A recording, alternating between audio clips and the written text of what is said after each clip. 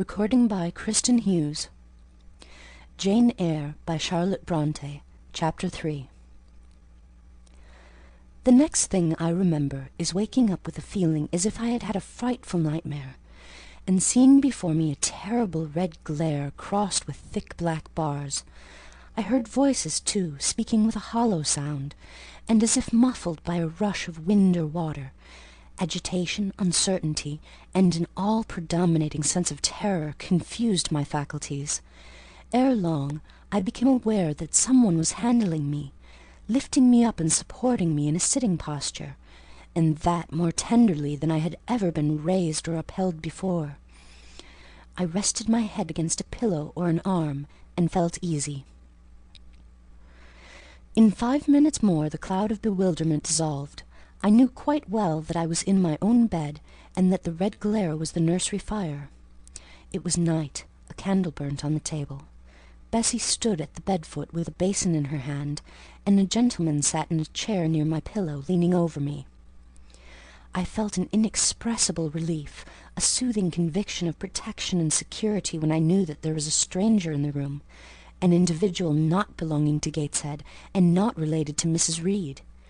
Turning from Bessie, though her presence was far less obnoxious to me than that of Abbot, for instance, would have been, I scrutinized the face of the gentleman. I knew him. It was Mr. Lloyd, an apothecary, sometimes called in by Mrs. Reed when the servants were ailing. For herself and the children she employed a physician. "Well, who am I?" he asked. I pronounced his name, offering him at the same time my hand. He took it, smiling, and saying, "We shall do very well by and by." Then he laid me down, and addressing Bessie, charged her to be very careful that I was not disturbed during the night. Having given some further directions, and intimates that he should call the next day, he departed, to my grief.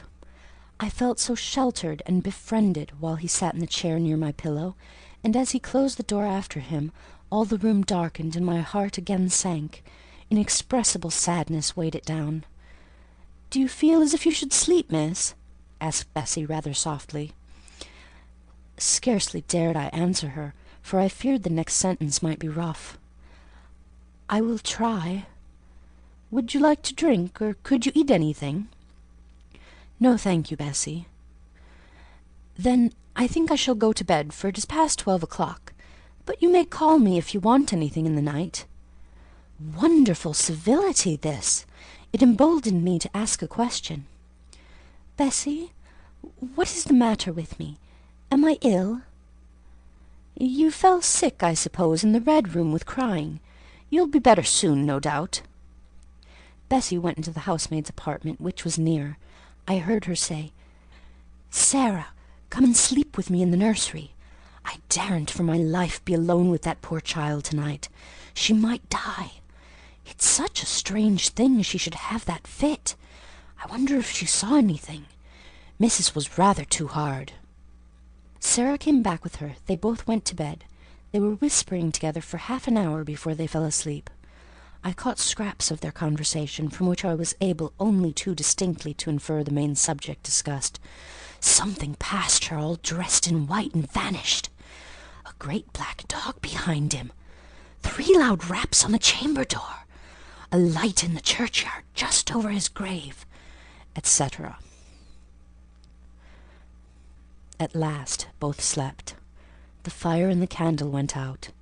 For me, the watches of that long night passed in ghastly wakefulness, strained by dread, such dread as children only can feel. No severe or prolonged bodily illness followed this incident of the Red Room. It only gave my nerves a shock, of which I feel the reverberation to this day. Yes, Mrs. Reed, to you I owe some fearful pangs of mental suffering, but I ought to forgive you, for you knew not what you did. While rending my heartstrings, you thought you were only uprooting my bad propensities. Next day by noon I was up and dressed, and sat wrapped in a shawl by the nursery hearth. I felt physically weak and broken down, but my worst ailment was an unutterable wretchedness of mind, a wretchedness which kept drawing from me silent tears. No sooner had I wiped one salt drop from my cheek than another followed. Yet, I thought, I ought to have been happy, for none of the Reeds were there. They were all gone out in the carriage with their mamma. Abbot, too, was sewing in another room, and Bessie, as she moved hither and thither, putting away toys and arranging drawers, addressed to me every now and then a word of unwonted kindness. This state of things should have been to me a paradise of peace, accustomed as I was to a life of ceaseless reprimand and thankless fagging. But in fact, my racked nerves were now in such a state that no calm could soothe, and no pleasure excite them agreeably. Bessie had been down to the kitchen, and she brought up with her a tart on a certain brightly painted china plate, whose bird of paradise, nestling in a wreath of convolvuli and rosebuds, had been wont to stir in me a most enthusiastic sense of admiration, and which plate I had often petitioned to be allowed to take in my hands in order to examine it more closely, but had always hitherto been deemed unworthy of such a privilege. This precious vessel was now placed on my knee, and I was cordially invited to eat the circlet of delicate pastry upon it. Vain favour, coming, like most other favours, long deferred and often wished for, too late. I could not eat the tart, and the plumage of the bird, the tints of the flowers, seemed strangely faded. I put both plate and tart away. Bessie asked if I would have a book. The word book acted as a transient stimulus, and I begged her to fetch Gulliver's Travels from the library. This book I had again and again perused with delight. I considered it a narrative of facts, and discovered in it a vein of interest deeper than what I found in fairy tales. For as to the elves, having sought them in vain among foxglove leaves and bells, under mushrooms, and beneath the ground-ivy mantling old wall-nooks, I had at length made up my mind to the sad truth that they were all gone out of England to some savage country, where the woods were wilder and thicker, and the population more scant. Whereas Lilliput and Brobdingnag being, in my creed, solid parts of the earth's surface, I doubted not that I might one day, by taking a long voyage, see with my own eyes the little fields, houses, and trees, the diminutive people, the tiny cows, sheep, and birds of the one realm, and the cornfields forest high, the mighty mastiffs, the monster cats, the tower-like men and women of the other. Yet, when this cherished volume was now placed in my hand, when I turned over its leaves and sought in its marvellous pictures the charm I had till now never failed to find, all was eerie and dreary. The giants were gaunt goblins, the pygmies malevolent and fearful imps, Gulliver a most desolate wanderer in most dread and dangerous regions. I closed the book, which I dared no longer peruse, and put it on the table beside the untasted tart. Bessie had now finished dusting and tidying the room, and having washed her hands, she opened a certain little drawer full of splendid shreds of silk and satin, and began making a new bonnet for Georgiana's doll. Meantime, she sang. Her song was, "In the days when we went gypsying a long time ago." I had often heard the song before, and always with lively delight, for Bessie had a sweet voice, at least I thought so. But now, though her voice was still sweet, I found in its melody an indescribable sadness. Sometimes, preoccupied with her work, she sang the refrain very slowly, very lingeringly. "A long time ago," came out like the saddest cadence of a funeral hymn. She passed into another ballad, this time a really doleful one. "My feet they are sore, and my limbs they are weary. Long is the way, and the mountains are wild. Soon will the twilight close moonless and dreary over the path of the poor orphan child. Why did they send me so far and so lonely, up where the moors spread and grey rocks are piled? Men are hard-hearted, and kind angels only watch o'er the steps of a poor orphan child. Yet distant and soft the night breeze is blowing, clouds there are none, and clear stars beam mild. God in his mercy protection is showing, comfort and hope to the poor orphan child. Even should I fall o'er the broken bridge passing, or stray in the marshes by false lights beguiled, still will my father with promise and blessing take to his bosom the poor orphan child. There is a thought that for strength should avail me, though both of shelter and kindred despoiled. Heaven is a home, and rest will not fail me. God is a friend to the poor orphan child. "Come, Miss Jane, don't cry," said Bessie as she finished. She might as well have said to the fire, "Don't burn." But how could she divine the morbid suffering to which I was a prey? In the course of the morning, Mr. Lloyd came again. "What? Already up?" he said as he entered the nursery. "Well, nurse, how is she?" Bessie answered that I was doing very well. "Then she ought to look more cheerful. Come here, Miss Jane. Your name is Jane, is it not?" "Yes, sir, Jane Eyre." "Well, you have been crying, Miss Jane Eyre. Can you tell me what about? Have you any pain?" "No, sir." "Oh, I dare say she is crying because she could not go out with the missus in the carriage," interposed Bessie. "Surely not. Why, she is too old for such pettishness." I thought so too, and my self-esteem being wounded by the false charge, I answered promptly, "I never cried for such a thing in my life. I hate going out in the carriage. I cry because I am miserable." "Oh, fie, miss," said Bessie. The good apothecary appeared a little puzzled. I was standing before him. He fixed his eyes on me very steadily. His eyes were small and grey, not very bright, but I dare say I should think them shrewd now. He had a hard-featured yet good-natured looking face. Having considered me at leisure, he said, "What made you ill yesterday?" "She had a fall," said Bessie, again putting in her word. "Fall? Why, that is like a baby again. Can't she manage to walk at her age? She must be 8 or 9 years old." "I was knocked down," was the blunt explanation, jerked out of me by another pang of mortified pride. "But that did not make me ill," I added, while Mr. Lloyd helped himself to a pinch of snuff. As he was returning the box to his waistcoat pocket, a loud bell rang for the servants' dinner. He knew what it was. "That's for you, nurse," he said.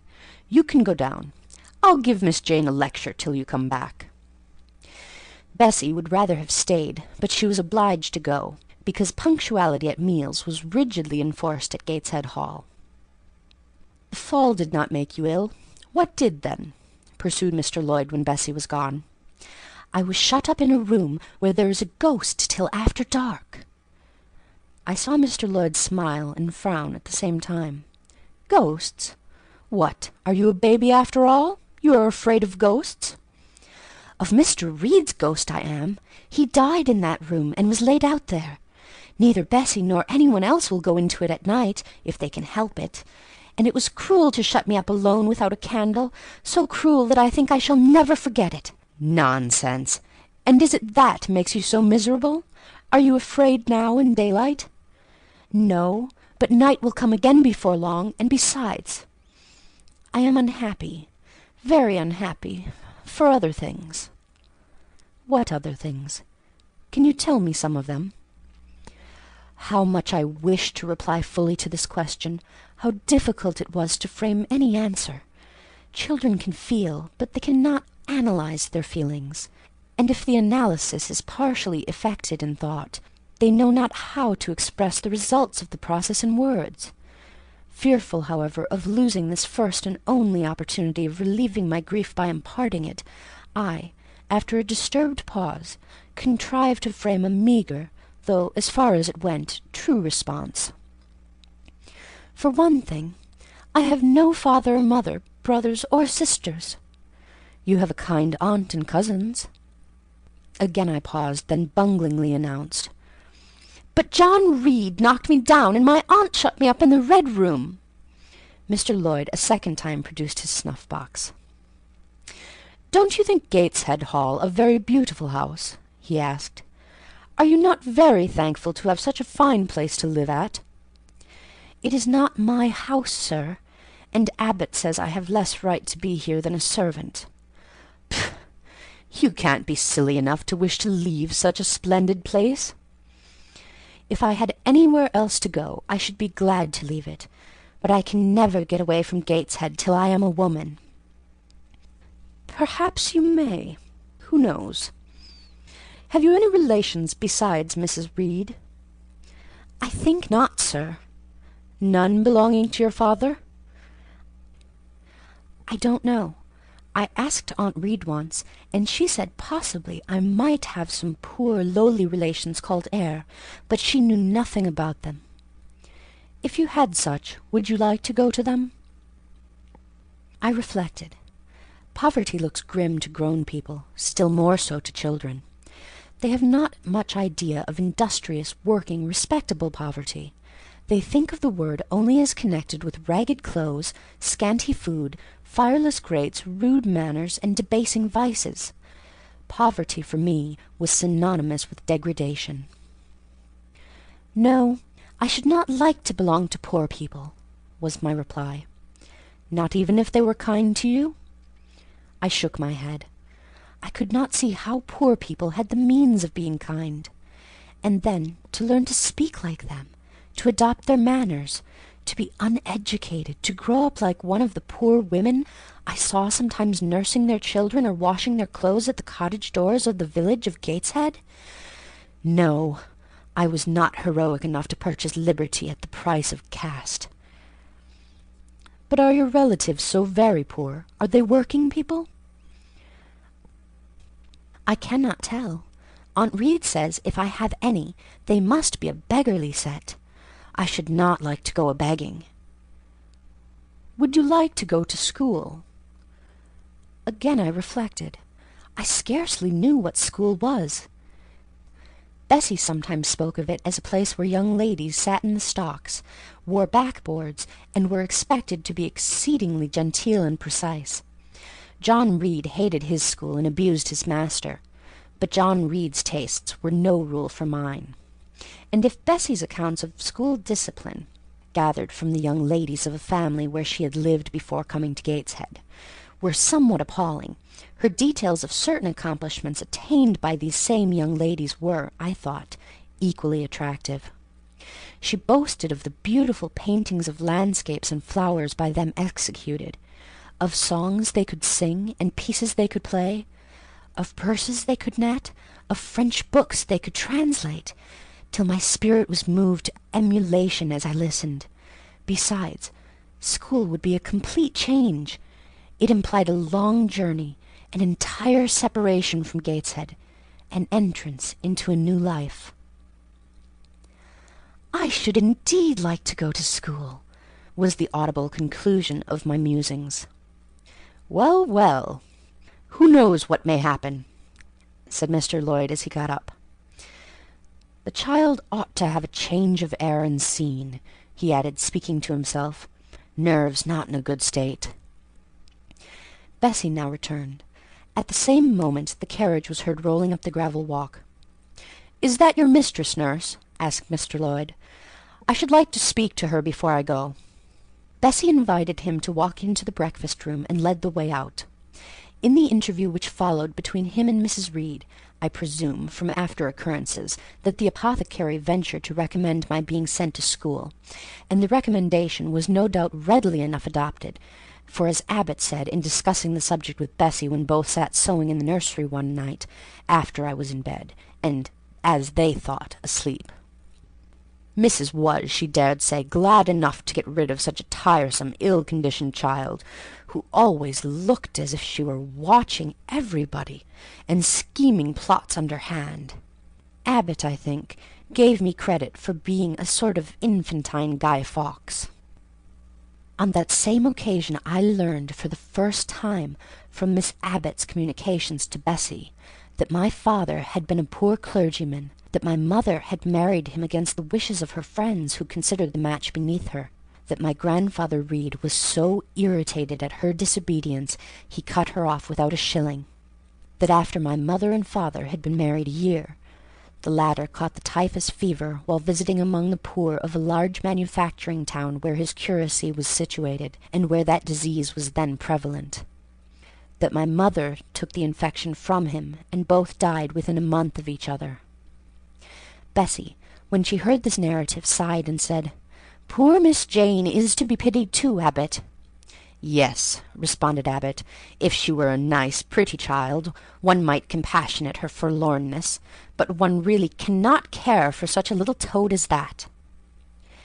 "Not a great deal, to be sure," agreed Bessie. "At any rate, a beauty like Miss Georgiana would be more moving in the same condition."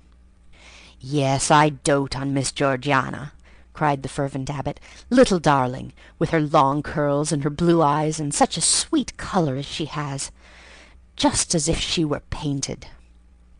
"Bessie, I could fancy a Welsh rabbit for supper." "So could I, with a roast onion. Come, we'll go down." They went. End of chapter 3.